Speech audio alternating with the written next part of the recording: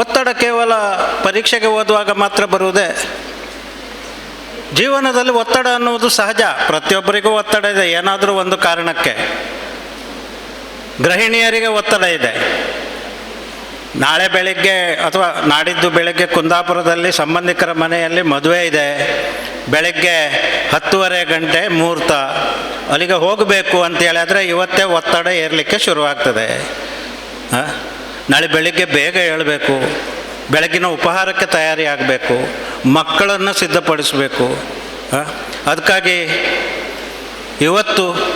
ಇವತ್ತು ಹೀಗೆ ಕನ್ನಡಿಯ ಮುಂದೆ ನಿಂತಾಗ ಸ್ವಲ್ಪ ಬಿಳಿ ಕೂದಲು ಕಂಡಿತು, ಕೂದಲಿಗೆ ಸ್ವಲ್ಪ ಬಣ್ಣ ಹಾಕಬೇಕು, ಕಪ್ಪಾಗಬೇಕು ಕೂದಲು ಅಂಥೇಳಿ. ಅದು ಎಷ್ಟು ಹೊತ್ತಾಗ್ತದೋ ನನಗೆ ಗೊತ್ತಿಲ್ಲ, ಯಾಕಂದರೆ ನನಗೆ ಕೂದಲಿಲ್ಲ, ನಾನು ಕೂದಲಿಗೆ ಬಣ್ಣ ಹಾಕಿದ್ದೂ ಇಲ್ಲ. ಆದರೆ ಕನಿಷ್ಠ 1 ಗಂಟೆ ಆದರೂ ಬೇಕಾಗ್ಬೋದು.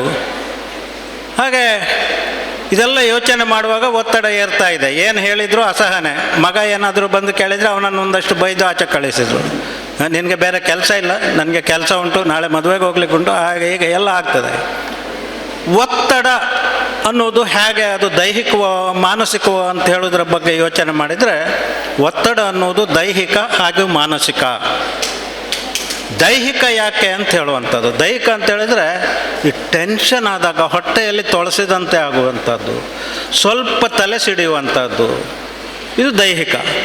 ಮಾನಸಿಕ ಅಂತ ಹೇಳಿದರೆ ಯಾವುದೇ ವಿಷಯದ ಬಗ್ಗೆ ಮನಸ್ಸನ್ನು ಕೇಂದ್ರೀಕರಿಸಲಿಕ್ಕೆ ಆಗೋದಿಲ್ಲ, ಒಟ್ಟಾರೆ ಗಲಿಬಿಲಿ. ಇದು ದೈಹಿಕ ಹಾಗೂ ಮಾನಸಿಕ. ಆದರೆ ಈ ಒತ್ತಡಕ್ಕೆ ಮೂಲ ಕಾರಣ ಏನು ಅಂತ ಹೇಳುವಂಥದ್ದು ವೈದ್ಯರಿಗಾದರೆ ಗೊತ್ತುಂಟು. ಒತ್ತಡಕ್ಕೆ ತಕ್ಷಣ ಒಂದು ಮಾತ್ರೆಯನ್ನು ಕೊಟ್ಟು ಬಿಡ್ತಾರೆ ಅವರು, ಮನಸ್ಸನ್ನು ಶಾಂತಗೊಳಿಸಲಿಕ್ಕೆ. ಈ ನಮ್ಮಲ್ಲಿ ಅಡ್ರಿನಲ್ ಅಂತ ಹೇಳುವ ಒಂದು ಗ್ರಂಥಿ ಇದೆ.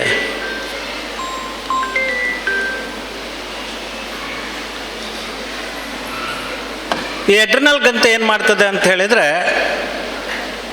ಏನಾದರೂ ಒಂದು ತೀವ್ರ ಗಡಿಬಿಡಿಯ ಸಮಯದಲ್ಲಿ, ಆತಂಕದ ಸಮಯದಲ್ಲಿ ಅಡ್ರಿನಾಲಿನ್ ಅಂತ ಹೇಳುವ ಒಂದು ಗ್ರಂಥಿ ರಸವನ್ನು ನಮ್ಮ ನೆತ್ತರಿಗೆ ರಿಲೀಸ್ ಮಾಡ್ತದೆ.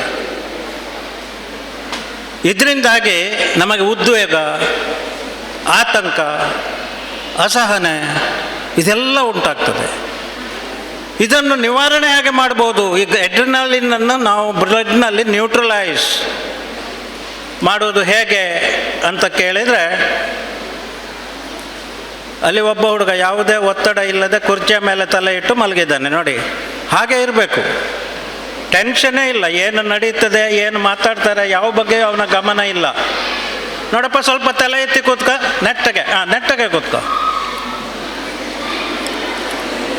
ನೆಟ್ಟಗೆ ಕೂತ್ಕೊಳ್ಬೇಕು.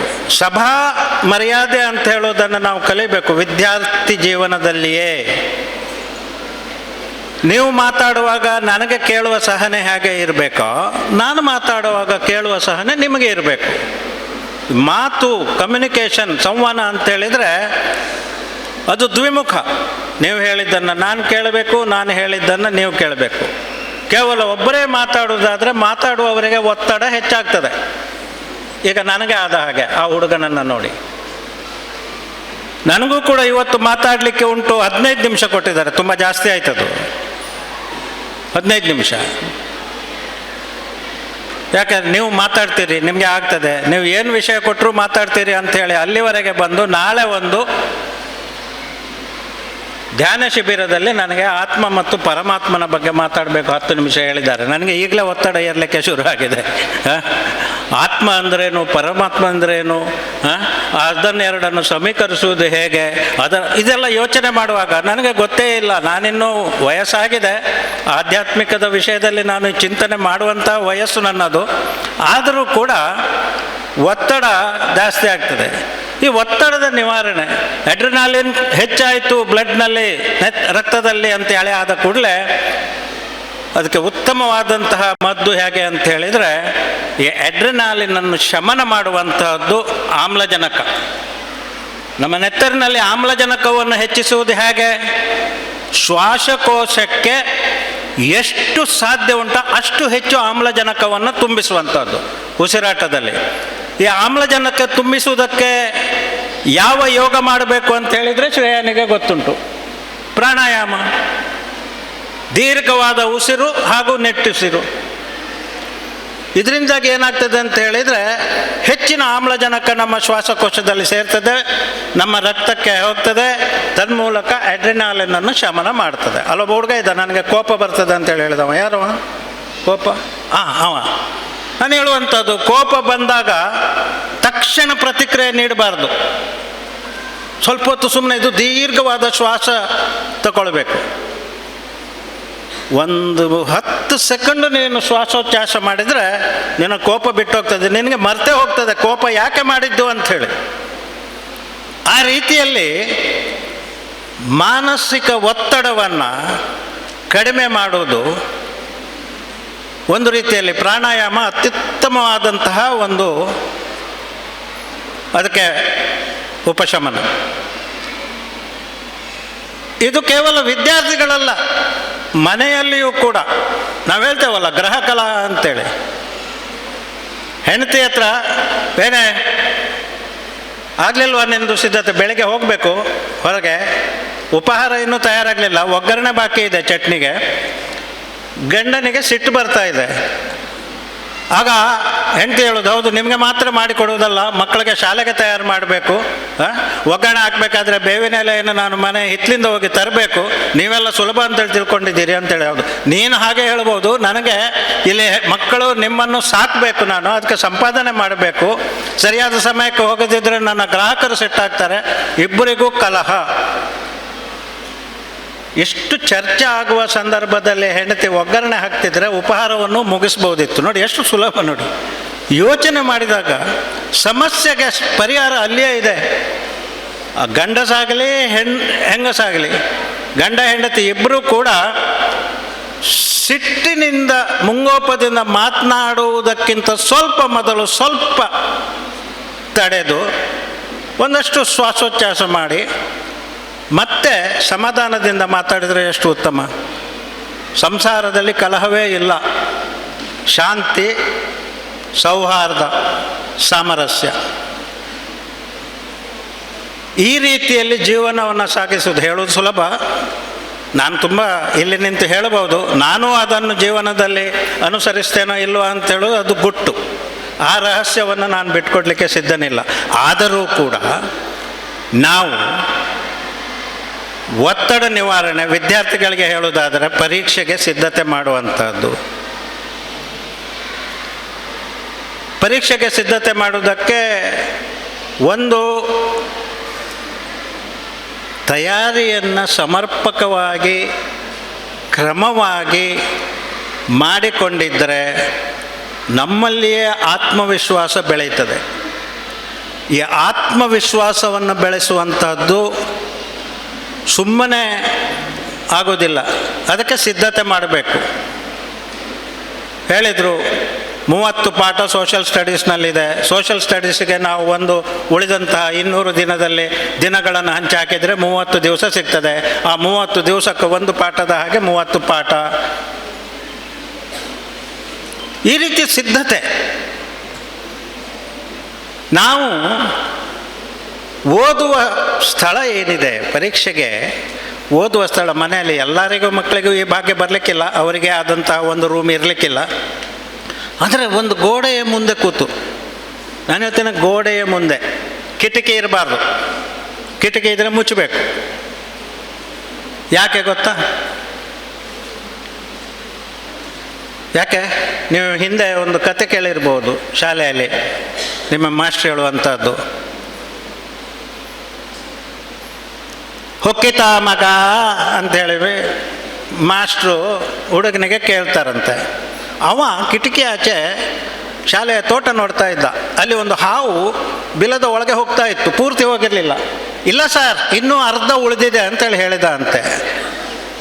ಹಾಗೆ ಗೋಡೆ ಹತ್ತಿರ ಆಚೆ ಈಚೆ ಕಿಟಕಿ ಇದ್ದರೆ ಮುಚ್ಚಬೇಕು. ಯಾಕೆ ಹೇಳಿದರೆ ನಿಮ್ಮ ಗಮನ ಓದಿನಲ್ಲಿರುವುದಿಲ್ಲ, ಕಿಟಕಿಯ ಹೊರಗೆ ನಡೆಯುವಂತಹ ಏನು ವಿದ್ಯಮಾನಗಳಿವೆ, ಪಕ್ಷಿ ಒಂದು ಮರದ ಮೇಲೆ ಬಂದು ಕೂತಿತ್ತು, ಆಮೇಲೆ ಅಲ್ಲಿಂದ ಹಾರಿ ಹೋಯಿತು, ಇದನ್ನೇ ನೋಡುವುದರಲ್ಲಿ ನಿಮ್ಮ ಗಮನ ಹೋಗ್ತದೆ. ಅದು ಒಂದು ವಿಷಯ. ಆಮೇಲೆ ಆ ಗೋಡೆಯ ಮೇಲೆ ಏನು ತೂಗಬೇಕು? ಯಾರ್ದು?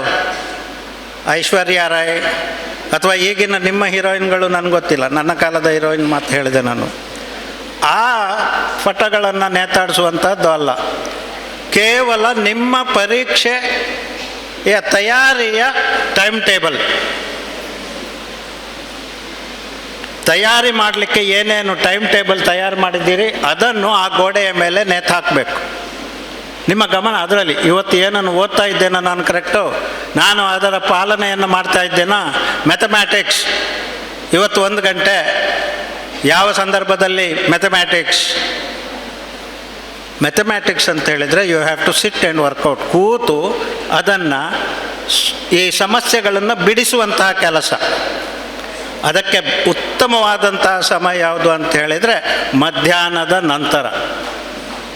ಯಾಕಂದರೆ ಮಧ್ಯಾಹ್ನದ ನಂತರ ಹೊಟ್ಟೆ ತುಂಬಿದಾಗ ನಮ್ಮ ದೇಹದ ಎಲ್ಲ ಕ್ರಿಯೆಗಳು ಹೊಟ್ಟೆಯತ್ತ ಕೇಂದ್ರೀಕೃತವಾದಾಗ ಕಣ್ಣು ಸ್ವಲ್ಪ ತೂಕಡಿಸ್ತದೆ. ಆ ಸಂದರ್ಭದಲ್ಲಿ ಓದುವ ಪುಸ್ತಕವನ್ನು ನಿಮ್ಮ ಮುಂದೆ ಇಟ್ಟುಕೊಂಡ್ರೆ ಅಲ್ಲಿಯೇ ಕಣ್ಣು ತೂಗ್ತದೆ. ಅದಕ್ಕಾಗಿ ಮಧ್ಯಾಹ್ನ ಮ್ಯಾಥಮ್ಯಾಟಿಕ್ಸು. ಬೆಳಿಗ್ಗೆ ಬೇಗ ಎದ್ದಾಗ ಆ ಶಾಂತ ವಾತಾವರಣದಲ್ಲಿ ನಿದ್ದೆ ಎದ್ದು ಆಯಾಸ ಇದರಿಂದೆಲ್ಲ ಪೂರ್ತಿಯಾಗಿ ನೀವು ರಿಕವರ್ ಆಗಿ ಫ್ರೆಶ್ ಆಗಿರ್ತೀರಿ. ಆ ಸಂದರ್ಭದಲ್ಲಿ ಸೋಷಲ್ ಸ್ಟಡೀಸು, ಇಂಗ್ಲೀಷು, ಕನ್ನಡ ಇವನ್ನು ಓದಿ.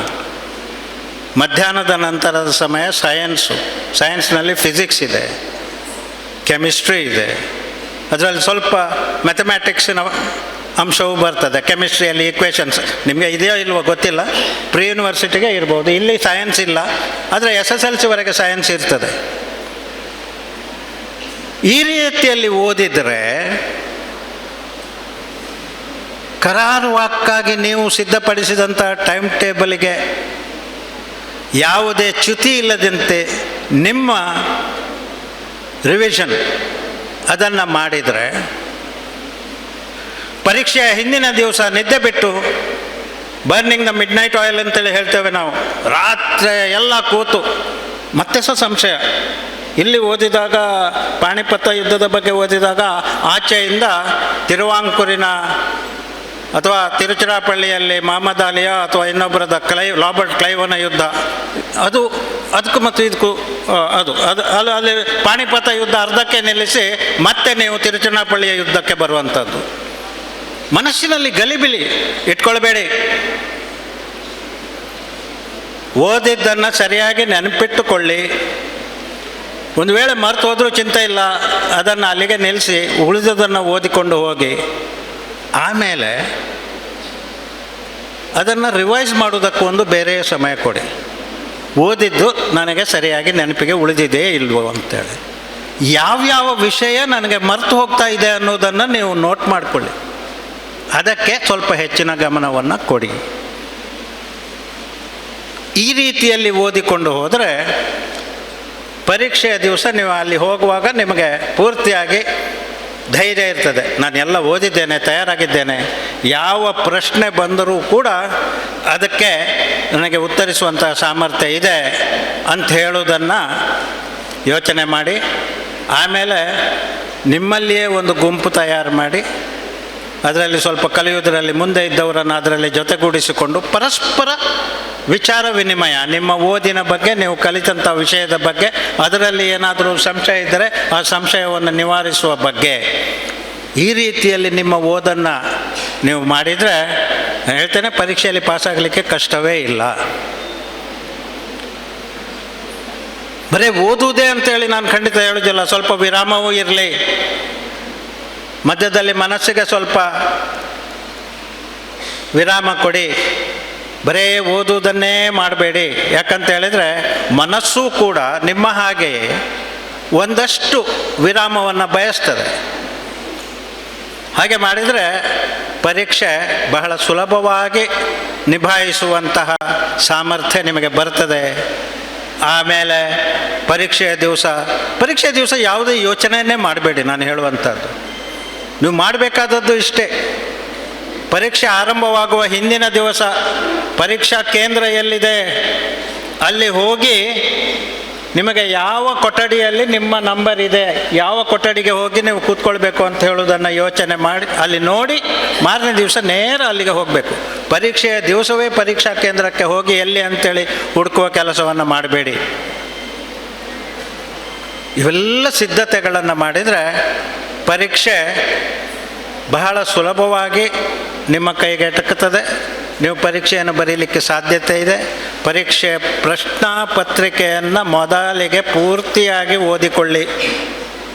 ಆಮೇಲೆ ನಿಮಗೆ ಅತ್ಯಂತ ಸುಲಭ ಅಂತ ಹೇಳ್ಕೊಂಡು ಬಂದಂಥ ಪ್ರಶ್ನೆಗೆ ಮೊದಲು ಉತ್ತರ ಕೊಡಿ. ಆವಾಗ ಪರೀಕ್ಷೆಯ ಬಗ್ಗೆ ಇದ್ದ ಒತ್ತಡ, ಆತಂಕ ಒಂದಷ್ಟು ಕಡಿಮೆ ಆಗ್ತದೆ. ಆಮೇಲೆ ಬರೀತಾ ಹೋದಂತೆ ನಿಮಗೆ ಯಾವುದೂ ಕಷ್ಟ ಅನ್ನಿಸುವುದಿಲ್ಲ. ಪರೀಕ್ಷೆಯಲ್ಲಿ ನೀವು ಡಿಸ್ಟಿಂಕ್ಷನ್ ಪಡೀಬೋದು. ಇದು ನಾನು ಕೊಡುವ ಗ್ಯಾರಂಟಿ. ಇದೇ ರೀತಿಯಲ್ಲಿ ಕಲಿಯಿರಿ. ಈ ಸಲ SSLCಯಲ್ಲಿ 100%, ದ್ವಿತೀಯ PUCಯಲ್ಲಿ 100%, ಮತ್ತು ಎಲ್ಲರೂ ಡಿಸ್ಟಿಂಕ್ಷನ್ ಪಡೆಯುವಂತಾಗಲಿ. ಶ್ರೀ ವೆಂಕಟರಮಣ ದೇವರ ಪೂರ್ತಿ ಶ್ರೀರಕ್ಷೆ ನಿಮಗೆ ಇರಲಿ ಅಂಥೇಳಿ ಹಾರೈಸಿ ನನ್ನ ಮಾತನ್ನು ಮುಗಿಸ್ತೇನೆ.